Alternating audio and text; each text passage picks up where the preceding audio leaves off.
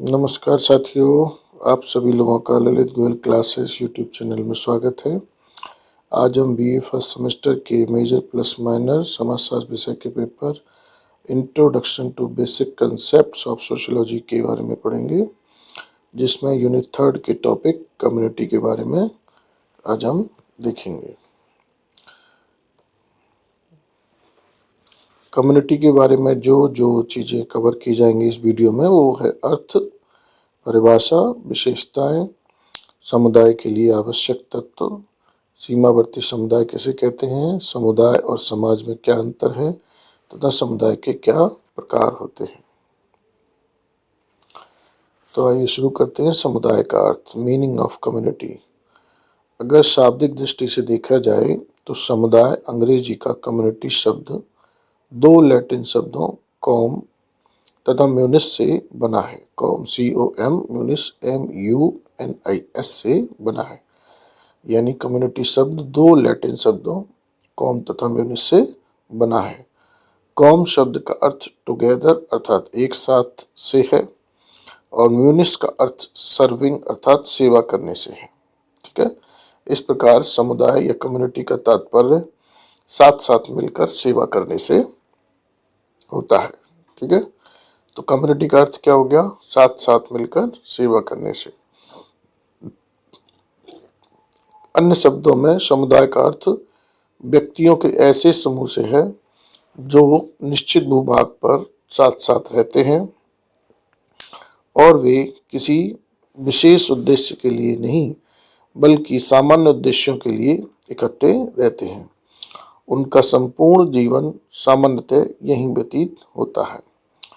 कहने का मतलब समुदाय क्या है, निश्चित भूभाग में रहने वाले लोगों का समूह है जो सामान्य उद्देश्यों के लिए एक साथ रहते हैं, एक साथ इकट्ठे काम करते हैं, एक साथ इकट्ठे जीवन व्यतीत करते हैं। यहाँ पर जो महत्वपूर्ण चीज़ है वो निश्चित भूभाग है और सामान्य उद्देश्य है।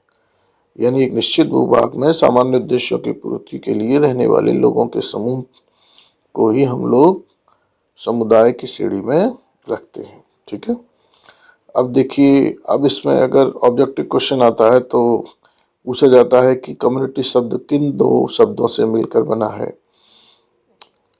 कॉम तथा म्यूनिस फर्स्ट ऑप्शन दे दिया, दूसरा दे दिया कम्यून, मतलब कॉम की स्पेलिंग में कुछ इसने ऐड कर दिया, कम्यून कर दिया प्लस निटी कर दिया। इसी तरीके से दो और ऑप्शन दे दिए तो आप क्या लगाएंगे, कॉम तथा म्यूनिस।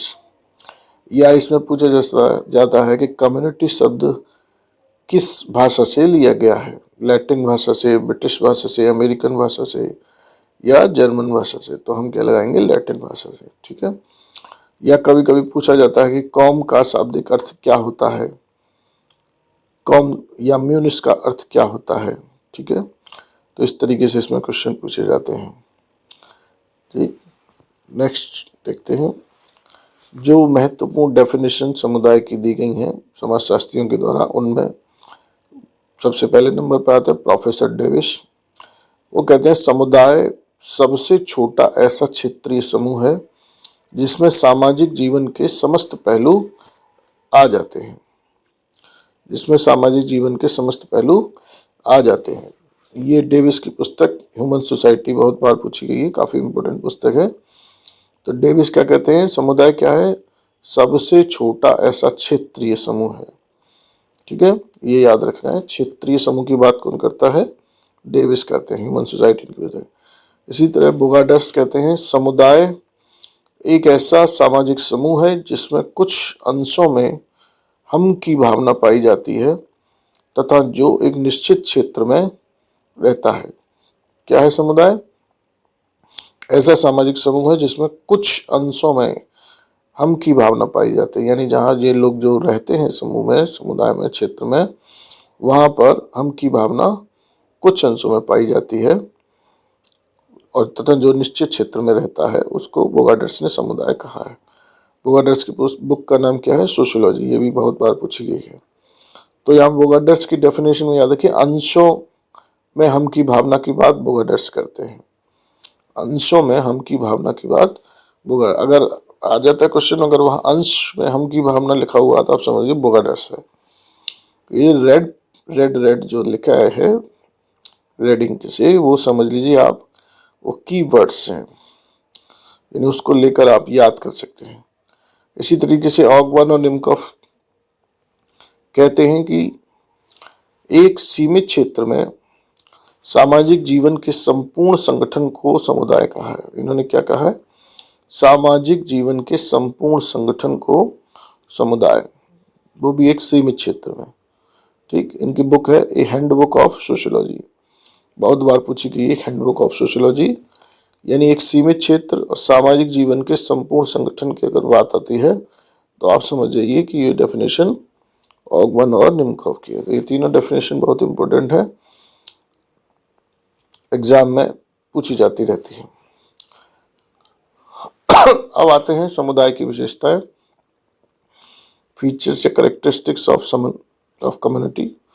तो पहली विशेषता क्या है? स्वतः विकास, यानी जो समुदाय है उसका जो विकास होता है वो स्वतः होता है, स्पॉन्टेनियस होता है, यानी ऑटोमेटिक होता है, अपने आप को, किसी के प्रयासों से विकास नहीं होता, किसी के चाहने से नहीं होता, बल्कि स्वतः ही अपने आप धीरे धीरे करके समुदाय का विकास होता रहता है। दूसरी जो विशेषता है स्थायीपन, यानी परमानेंसी, यानी समुदाय जो क्षेत्र विशेष में हम की भावना के साथ जो लोग रहते हैं वो परमानेंट प्रकार के, मतलब ऐसा नहीं है कि अब काम खत्म हो गया समुदाय नष्ट हो गया, लॉन्ग टाइम तक चलता रहता है, परमानेंसी की नेचर उसमें। तो जैसे कोई समिति बनाई हुई, काम आपका खत्म हो गया, अब समिति डिस्ट्रॉय हो गई, खत्म हो गई, ब्रेक हो गई। समुदाय में इस तरह की चीजें नहीं होती हैं, समुदाय बन रहा है और स्वतः विकास उसका हो रहा है तो वो लंबे समय तक चलता रहता है। तीसरी विशेषता है विशिष्ट नाम, यानी हर समुदाय का कोई ना कोई नाम जरूर होता है, कोई ना कोई, बिना किसी नाम के कोई समुदाय नहीं हो सकता, उसका स्पेसिफिक नाम होता है। जैसे कोई गांव है, कोई शहर है, कोई प्रदेश है, तो ये क्या है, इस हर गांव का कोई ना कोई नाम होगा, हर प्रदेश का कोई ना कोई नाम होगा, स्पेसिफिक नाम जरूर होता है। चौथी विशेषता है मूर्तता, यानी कंक्रीटनेस, यानी फिजिकली उसका एग्जिस्टेंस होगा, दिखाई देगा, आप वहां जाके उसको देख सकते हैं, ये मूर्तता है। अगली विशेषता है व्यापक उद्देश्य, एक्सटेंसिव ऑब्जेक्टिव। व्यापक उद्देश्य का मतलब कोई एक या दो उद्देश्य नहीं होंगे, कई सारे उद्देश्य समुदाय के होते हैं जिसको लेकर समुदाय का स्वतः विकास होता है। आर्थिक, सामाजिक, राजनीतिक, सांस्कृतिक, धार्मिक, बहुत सारे उद्देश्यों को लेकर समुदाय काम करता है। अगली विशेषता है समानताओं का क्षेत्र, एन एरिया ऑफ लाइकनेस, यानी जो समुदाय होता है उसमें समानता की मात्रा ज़्यादा देखी जाती है। समान तरीके की लोगों की जीविका उपार्जन के साधन आप लोग देख सकते हैं, आर्थिक, राजनीतिक, सांस्कृतिक क्रियाएं समान दृष्टि से होती हैं, समान प्रकार की होती हैं, इसलिए उसको समानताओं का क्षेत्र। ऐसा नहीं है कि कहीं टेक्नोलॉजी का ज़्यादा विकास हो गया, कहीं टेक्नोलॉजी का कम विकास हो गया। एक क्षेत्र में एक ही तरीके की सोच वाले लोग ज़्यादातर आपको एक समुदाय में देखने के लिए मिल जाएंगे, एक ही तरीके की विचारधारा, एक ही तरीके की संस्कृति के लोग आपको देखने के लिए मिल जाएंगे। पहनावा, खान पीन, रहन सहन, इसको बोलता है समानताओं का क्षेत्र। अगली जो विशेषता है वो आत्मनिर्भरता, यानी सेल्फ सफिशिएंसी है। ज़्यादातर जो समुदाय होते हैं वो इतने अपने आप में परिपूर्ण होते हैं कि उन्हें किसी दूसरे से कुछ भी हेल्प लेने की जरूरत नहीं होती है, वो अपनी आवश्यकताओं की पूर्ति खुद ब खुद अपने ही लोगों के माध्यम से कर सकते हैं, बाहरी किसी और दूसरे से संपर्क साधने की उनको जरूरत नहीं पड़ती। लेकिन चूंकि ये आजकल का जो तकनीकी विकास है, ग्लोबलाइजेशन चल रहा है, तो यहाँ पर तकनीक का ज़्यादा विकास होने से लोग एक दूसरे पर ज़्यादा डिपेंड हो गए हैं। तो आज के समय पर देखा जाए तो आत्मनिर्भरता तो कहीं भी हद तक नहीं है, लेकिन फिर भी अगर हम जनजातीय समुदाय की बात करते हैं तो वहाँ पर आत्मनिर्भरता काफ़ी हद तक देखी जाती है, क्योंकि उन लोगों को तकनीक या बाहरी समुदाय से कोई भी लेना देना नहीं होता है। फिर भी समुदाय की ये जिसको कहेंगे कि हम पारंपरिक विशेषता है आत्मनिर्भरता। अगली जो विशेषता है वो सामान्य नियम व्यवस्था है, यानी कॉमन रूल्स। यानी समुदाय जो होता है वो ऐसा नहीं है कि बिना किसी नियम कानून के चल रहा है, बिना किसी नियम व्यवस्था के चल रहा है। तो उसकी भी एक नियम व्यवस्था होती है, जैसे परिवार में भी सामान्य नियम होते हैं व्यवस्था को बनाए रखने के लिए, इसी तरीके से समुदाय में भी व्यवस्था को बनाए रखने के लिए नियम होते हैं जो कि सब लोगों के द्वारा उसका पालन किया जाता है। अगली जो विशेषता है वो अनिवार्य सदस्यता है। यानी अगर आप चाहें कि वही समुदाय की सदस्यता आप छोड़ दें तो ऐसा संभव नहीं। अगर आप समुदाय में रहते हैं तो आप उसके सदस्य स्वतः ही बन जाते हैं, आपको उसकी सदस्यता लेनी ही पड़ती है या आप ऑटोमेटिकली उसके सदस्य बन जाएंगे। आपके चाहने न चाहने से वो आप उसके मेंबर नहीं कहलाए जाएंगे।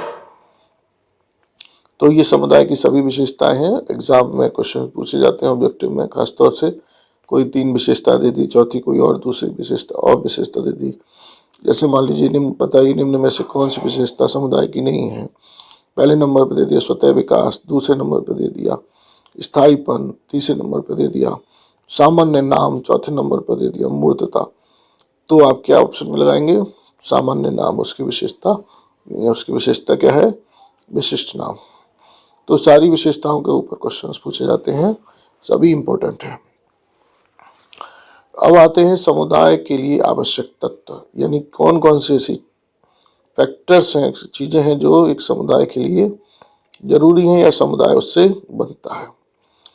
तो इसमें 4 चीजें महत्वपूर्ण हैं। पहली, व्यक्तियों का समूह, यानी ग्रुप ऑफ इंडिविजुअल्स। जब तक व्यक्ति नहीं होंगे, पब्लिक नहीं होगी, लोग नहीं होंगे तो समुदाय नहीं बन सकता। तो लोगों का समूह होना बहुत जरूरी है। दूसरी विशेषता, निश्चित भौगोलिक क्षेत्र, यानी एक जोग्राफिकल एरिया होना बहुत जरूरी है। भौगोलिक स्थिति, भौगोलिक क्षेत्र उसका होना जरूरी है। बिना भौगोलिक क्षेत्र के हम समुदाय की कल्पना नहीं कर सकते। तीसरी जो आवश्यक बेसिक चीजें है वो सामान्य जीवन, कॉमन वे ऑफ लाइफ, यानी जो लोग वहाँ रहते हैं, जो लोग वहाँ पर निवास करते हैं, वो एक सामान्य तरीके से जीवन अपना व्यतीत करते हैं, दिनचर्या उनकी सामान्य रहती है, ये भी जरूरी है। और चौथी जो सबसे महत्वपूर्ण विशेषता है वो सामुदायिक भावना, कम्युनिटी सेंटिमेंट्स, यानी वहाँ रहने वाले लोगों में आपस में ये एक फीलिंग्स होनी चाहिए, एक भावना जागृत होनी चाहिए कि हम लोग एक ही समुदाय के लोग हैं एक दूसरे के प्रति। उसी को सामुदायिक भावना बोलते हैं। जैसे परिवार में पारिवारिक भावना होती है, देश में राष्ट्र की भावना होती है कि हम एक ही देश के लोग हैं। इसी तरीके से समुदाय में रहने वाले लोगों में अपने समुदाय के प्रति भावना होनी चाहिए कि हम लोग एक ही समुदाय के लोग हैं। तो इस तरीके से ये चारों विशेषताएं, व्यक्तियों का समूह, निश्चित भौगोलिक क्षेत्र, सामान्य जीवन और सामुदायिक भावना समुदाय के लिए बहुत ही आवश्यक है। अब सामुदायिक भावना जो कम्युनिटी सेंटिमेंट्स है उसमें भी 3 चीजें हैं, 3 बातें हैं। पहली बात है हम की भावना की अभिव्यक्ति। सामुदायिक भावना है या नहीं है, ये कैसे पता लगेगा? यदि हम की भावना की अभिव्यक्ति, एक्सप्रेशन ऑफ वी फीलिंग हो रही है तो जान लीजिए सामुदायिक भावना है।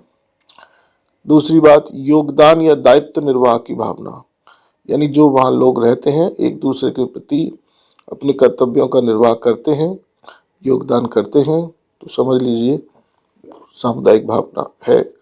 निर्भरता की भावना, डिपेंडेंसी, यानी एक मेंबर दूसरे मेंबर पर एक निर्भर रहने की भावना उसमें होती है कि भाई मैं आप पर निर्भर हूँ और आप मेरे पर निर्भर हैं, आपके बिना मैं अधूरा हूँ, मेरे बिना आप अधूरे हैं।